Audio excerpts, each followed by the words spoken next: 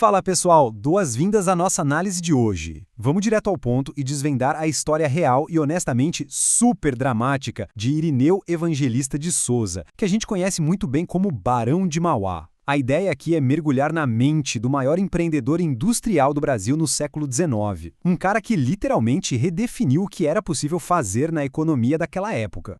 Seção 1. O pai do capitalismo brasileiro. Vamos entender um pouco dessa visão modernista e o ambiente completamente paradoxal em que ele estava inserido.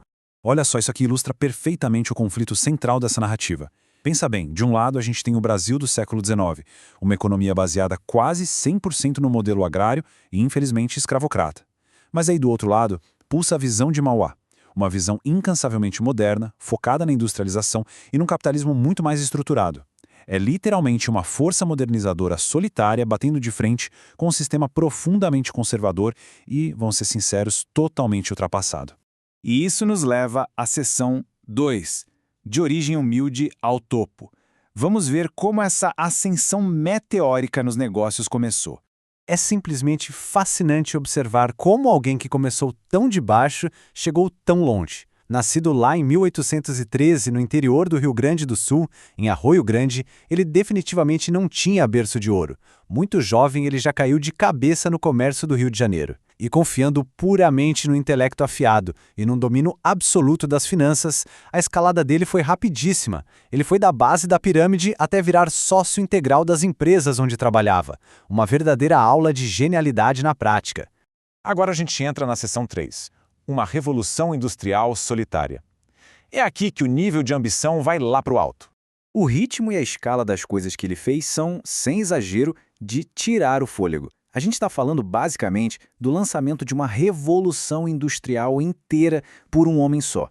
Dá uma olhada nessas 5 contribuições massivas que mudaram para sempre a infraestrutura do país. Vamos dissecar rapidinho cada um desses projetos absurdos.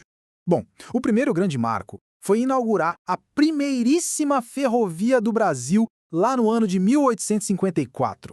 A Estrada de Ferro Mauá foi um divisor de águas absoluto. Ela conectou fisicamente o porto, na Baía de Guanabara, direto à Serra de Petrópolis. Gente, isso quebrou barreiras logísticas gigantescas num país de dimensões continentais. E o ímpeto não parou nos transportes, não. Ele simplesmente chamou para si a enorme responsabilidade de instalar a primeira rede de iluminação pública a gás nas ruas do Rio de Janeiro. Imagina só o impacto disso na capital do Império. Aquela noite antes super escura e limitada, de repente fica clara, mudando completamente a dinâmica, a segurança e a vida noturna da cidade. Tudo por causa dessa iniciativa. Além disso, a capacidade dele de olhar para o futuro levou à fundação do estaleiro Ponta da Areia, em Niterói. E não era qualquer estrutura, viu? Rapidamente virou o maior centro industrial da nação na época. Eles construíram dezenas e dezenas de navios a vapor ali, o que deu um empurrão gigantesco na indústria naval no momento em que navegar era a principal forma de integrar o território comercialmente.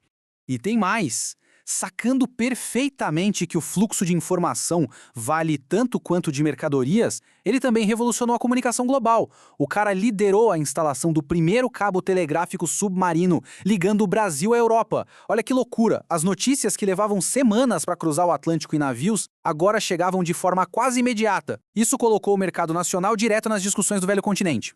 Claro que, para bancar e manter todo esse ecossistema colossal, precisava de um poderio financeiro sem precedentes. E foi exatamente por isso que ele fundou o banco Mauá MacGregor e Companhia, se tornando simplesmente um dos maiores banqueiros do mundo naquela época. A instituição rompeu fronteiras, abrindo filiais em várias capitais do Brasil e ainda se expandiu pelo Uruguai e por polos estratégicos na Europa. Um verdadeiro império. Mas aí a gente esbarra numa questão imensa e, para ser sincero, bem trágica. Como é que um homem responsável por construir a própria espinha dorsal da infraestrutura moderna do país, acaba totalmente arruinado pelas instituições que ele mesmo ajudou a desenvolver? Isso nos leva direto à seção 4, a resistência do Império. Vamos entender de onde veio essa forte oposição. E aqui a origem do conflito fica bem óbvia. Os registros históricos mostram que a elite agrária e o alto escalão do governo imperial não viam essa industrialização e principalmente as ideias abolicionistas de Mauá como um progresso. Pelo contrário, isso tudo era visto como uma ameaça gigante aos interesses estabelecidos. O império e os grandes donos de terras tinham um pavor enorme de perder o seu poder tradicional e de ver qualquer alteração no status quo que os mantinha no controle absoluto.